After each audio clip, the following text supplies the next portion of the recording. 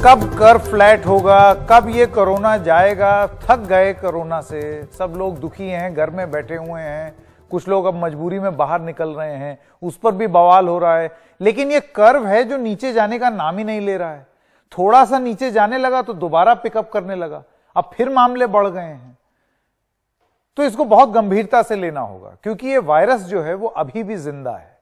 आइए आपको बताते हैं कुछ ऐसे पैरामीटर्स, कुछ ऐसे आंकड़े जो कि आपको जानने बहुत जरूरी हैं, कहीं आप हल्के में ना लेने लगे इस वायरस को। तो तेज होती है कोरोना की रफ्तार। देश में एक्टिव मामले अभी 3 सितंबर को आप देखिए कितने हैं, 1.8% हैं। ये एक्टिव मामले हैं 3 सितंबर को। एक हफ्ते पहले ये 2.7% था, यानी कि थोड़ा सा एक्टिव मामलों में हल्की सी गिरावट आई है। लेकिन अगर आप इसको 2 हफ्ते पहले से कंपेयर करें तो वो 1.5% ग्रोथ था। तो 1.5% ग्रोथ से बढ़कर 2.7 हुआ और उसके बाद अब 1.8 हुआ, यानी कि कुछ तो गड़बड़ है ना, मामले तेजी से बढ़ रहे हैं। आइए अब आपको बताते हैं पॉजिटिविटी रेट के बारे में। तो 3 सितंबर को पॉजिटिविटी रेट की बात करते हैं। तो 3 सितंबर यानी कि आज को पॉजिटिविटी रेट कहां था वो हम आपको बता देते हैं, 7.9। एक हफ्ते पहले 8.1। आप बोलेंगे देखिए पिछले हफ्ते से तो कम है, लेकिन आप उसके पिछले हफ्ते देखिए कहां था। 2 हफ्ते पहले वो 7.6 पर था, यानी कि हम जंग जीत रहे थे। पॉजिटिविटी रेट कम हो रहा था, कहां 10 था 4 हफ्ते पहले, हम घटा करके 7.6 लाए, बढ़कर 8.1 हुआ और अभी भी 8.1 और 7.9 में कोई बहुत ज्यादा फर्क नहीं है। तो हल्के में मत लीजिए, यह पॉजिटिविटी रेट जो है वो एक गंभीरता का विषय बने रहना चाहिए। अब दुनिया भर में कोरोना के मामले कहां हैं और उसमें हम कहां पर अपने आप को पाते हैं। अमेरिका में सबसे ज्यादा हैं, लेकिन वहां जो औसत है मामलों के बढ़ने की वो है 0.7। ब्राजील नंबर 2 पर है, देखिए करीब करीब 40 लाख पहुंच रहे हैं। 1.1% है उनकी नए मामले जोड़ने की। भारत जो है देखिए किस स्पीड से, अब और एक आधा दिन इस रफ्तार से गए, 2.2% से हम लोग ग्रो कर रहे हैं, नए मामले ऐड कर रहे हैं। रूस जो हमारे पीछे है वो 0.5% पर है। उसके बाद जो देश है वो और भी पीछे, पेरू 1.1% पर है। जिस रफ्तार से हम बढ़ रहे हैं, 1 या 2 दिन के अंदर अंदर हम नंबर 2 देश हो जाएंगे और इसी रफ्तार से चलते रहे तो नंबर 1 भी हो जाएंगे। अब ऐसा नंबर 1 हमको नहीं होना, सही बात है ना, तो उसके लिए बहुत सारी कार्रवाई करनी है। अब एक आर इफेक्टिव एक चीज होती है, आर रेशो वो चीज होती है कि एक आदमी वो संक्रमण और कितने लोगों को फैला रहा है। तो 4 हफ्ते पहले आप ये आंकड़ा देखिए, 1.09, यानी कि एक आदमी औसतन 1.09 लोगों को कोरोना फैला रहा है। 2 हफ्ते पहले हमने घटा लिया, 1.04 हो गया। एक हफ्ते पहले भी कम था, 1.04, और आज 3 सितंबर को हम बिल्कुल वहीं पहुंच गए हैं जहां पर हम 4 हफ्ते पहले थे, यानी कि एक आदमी 1.09 आदमियों को संक्रमित कर रहा है। तो ये सारी चुनौतियां हैं और बहुत बहुत बड़ी चुनौती का विषय है। इससे कैसे निपटें और क्या करें और इस बीमारी को बिल्कुल भी हल्के में ना लें, आइए ये कार्यक्रम शुरू करते हैं। कोरोना के बढ़ते मामले, अर्थव्यवस्था का बढ़ता संकट, वैक्सीन का बढ़ता इंतजार, देश की बढ़ती चिंता और लोगों के बढ़ते सवाल। कब तक जाएगा, कैसे जाएगा कोरोना? सबसे बड़ा और सबसे महत्वपूर्ण सवाल, कब तक जाएगा और कैसे जाएगा कोरोना काल। मैं स्वागत करना चाहता हूं हमारे आज के मेहमानों का। डॉक्टर राजेश पारिक, आप डायरेक्टर हैं मेडिकल रिसर्च जसलोक अस्पताल मुंबई। डॉक्टर तन्मय महापात्रा, आप महामारी विशेषज्ञ हैं, बिहार में केयर इंडिया के लिए आप काम कर रहे हैं, आपका बहुत बहुत स्वागत। और डॉक्टर उमा कुमार, प्रोफेसर हैं, प्रमुख department of rheumatology, all India institute of medical sciences. आप तीनों का बहुत बहुत स्वागत। मैं डॉक्टर पारिक आपसे शुरू करना चाहता हूं। हम लोग उम्मीद ये कर रहे थे और ये चर्चा 2-3 महीने पहले हो रही थी कि पीक आएगी, अगस्त के अंत तक आएगी, सितंबर तक फ्लैट हो जाएगी, लेकिन कहां कम होता शुरू होता, ये तो फिर दोबारा ऊपर की ओर रवाना हो गई पीक। जी नमस्ते। देखिए, हमारी जो किताब है कोरोना वायरस पर, जो हमने फरवरी में लिखी थी, उसमें हमने ये लिखा था कि कंफर्म्ड और अनकंफर्म्ड केसेस में एक तो बहुत फर्क रहता है। जब हम अनकंफर्म्ड केसेस कहते हैं तो वो टेस्ट होने के पहले, जब टेस्ट पॉजिटिव आती है तब वो कंफर्म्ड केस हो जाता है। तो हमने मार्च में ही लिखा था कि शायद हमारे देश में जल्दी सबसे ज्यादा नॉन कंफर्म्ड केस दुनिया में हो जाएगी और फिर कई महीनों के बाद शायद high number of confirmed cases हो जाएंगे। तो ये नॉन कंफर्म्ड कंफर्म में फर्क कैसे पड़ता है? जितना हम टेस्टिंग करते हैं। अभी भी आपने बताया था कि हम लोग 30,000 पर मिलियन से टेस्टिंग अभी बढ़ गई है, लेकिन हमको ये ध्यान देना चाहिए कि इसी समय ब्राजील में हमारे से 2 गुना ज्यादा टेस्टिंग हो रही है और यूएस में 8 गुना ज्यादा हो रही है। तो जो केसेस हम लोग वहां देख रहे हैं वो कंफर्म्ड है, हमारे यहाँ तो अनकंफर्म्ड केसेस थे। ये जो भी आंकड़े आप दिखा रहे हैं वो ये टेस्ट के ऊपर है।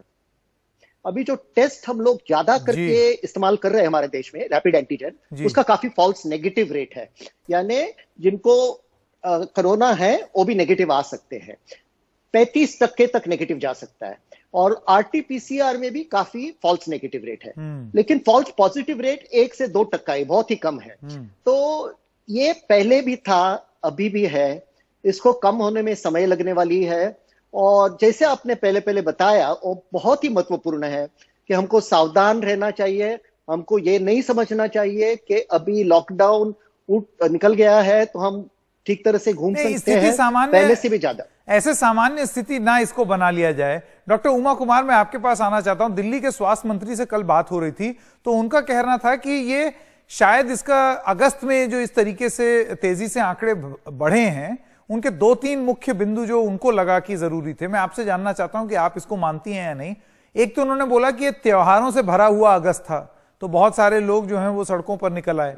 दूसरा उनका यह कहना था कि लोगों में एक मास्क फैटीग हो गया है, लोगों को लगता है कितने टाइम तक ये मुंह पर लगाए रहें, हटाओ इसको, और उसी के चक्कर में ये दिक्कत हो रही है कि लोग मास्क नहीं पहनना चाहते क्योंकि उससे सांस रुकती है, ये लगता है कि अब इसके साथ तो जीना ही है, हटाओ अब देखा जाएगा। आपको लगता है ये सब कारण है? नहीं, मैं बिल्कुल एग्री करती हूँ कि ये बहुत बड़ी वजह है। और देखिए, कोरोना को कंट्रोल करने की ज्यादा जिम्मेदारी वो जनता पे है, लोगों पर है, क्योंकि कोरोना से बच कैसे सकते हैं अगर आप सारे प्रिकॉशंस जो कि हर दिन बार बार बताए जा रहे हैं मीडिया द्वारा, हेल्थ प्रोफेशनल्स द्वारा, और जिस भी माध्यम से उन तक ये बातें पहुंच रही हैं।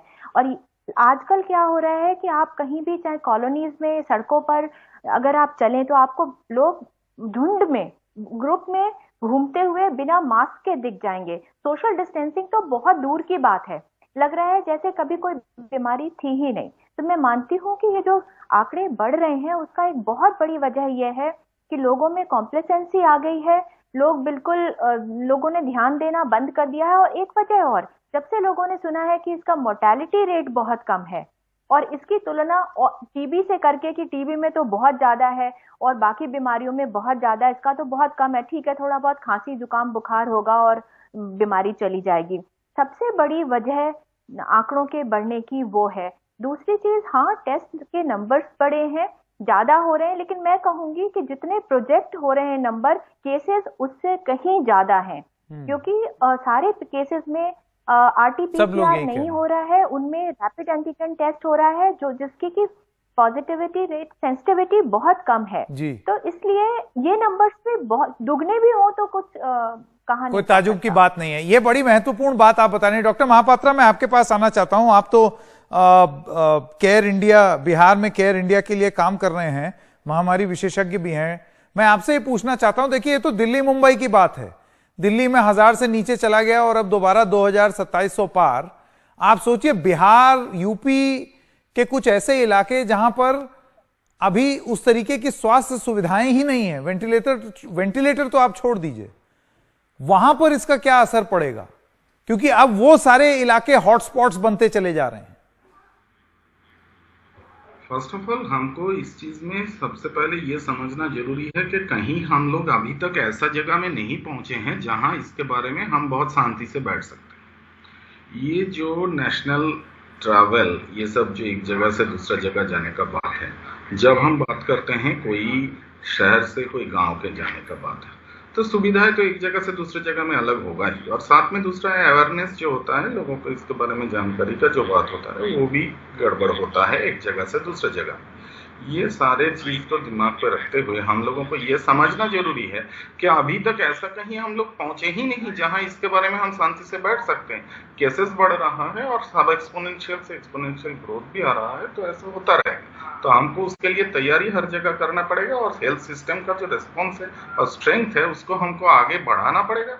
और जैसे गांव के तरफ ये सब चीज धीरे धीरे बढ़ रहा है, हमको इसके तरफ सब जीना है। जीने का मतलब सवाल इसलिए पूछ रहा हूं, देखिए अभी ये जो डॉक्टर कुमार ने बोला, डॉक्टर पारिक मैं आपके पास वापस आना चाहता हूं। डॉक्टर कुमार ने ये बोला कि सही आंकड़ा क्या है शायद हमको वो मालूम ही नहीं है, क्योंकि जैसे आपने बताया कि रैपिड एंटीजन टेस्ट जो है उसमें फॉल्स नेगेटिव आते हैं, 35% तक फॉल्स नेगेटिव आते हैं।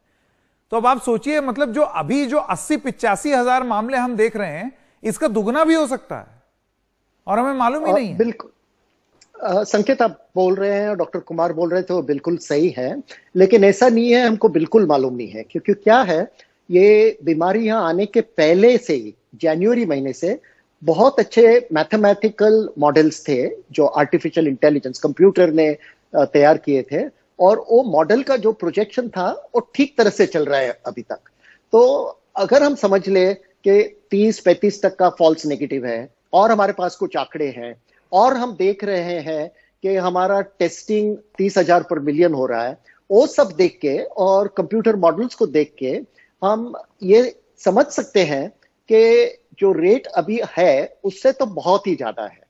तो नहीं तो वो मॉडल क्या बता रहा है डॉक्टर पारिक कि कब वो पीक कब खत्म होगी?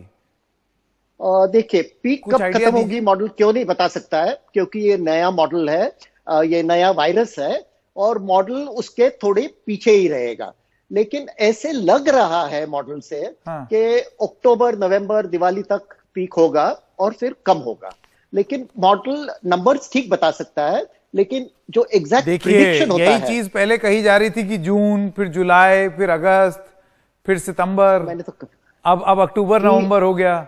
अच्छा, उस समय क्या है, हवा प्रदूषण बढ़ने लगेगी नॉर्थ इंडिया में, लंग्स को अफेक्ट करता है ये डिजीज, तो कितना लोगों को परेशानी होगी। मैं तो बस सोच सोच के हैरान हूं कि हम लोग कितना लाइटली ले रहे हैं इस कोरोना वायरस को इस देश में। मतलब हर चीज जो है वो ज्यादा प्राथमिकता हो गई है इस कोरोना वायरस के बजाय। डॉक्टर कुमार, डॉक्टर पारिक और डॉक्टर महापात्रा, आप सबका बहुत बहुत धन्यवाद। हल्के में मत लीजिए, अभी हम मुसीबत पार नहीं हुई है, मुसीबत अभी आनी बाकी है। अभी तो ट्रेलर देखा है हम लोगों ने सिर्फ। छोटे से ब्रेक के लिए रुक रहे हैं। ब्रेक के बाद जब आएंगे तो उत्तर प्रदेश के बलिया में स्थानीय लोगों ने पुलिस पर बरसाए पत्थर, आइए आपको दिखाएंगे क्यों।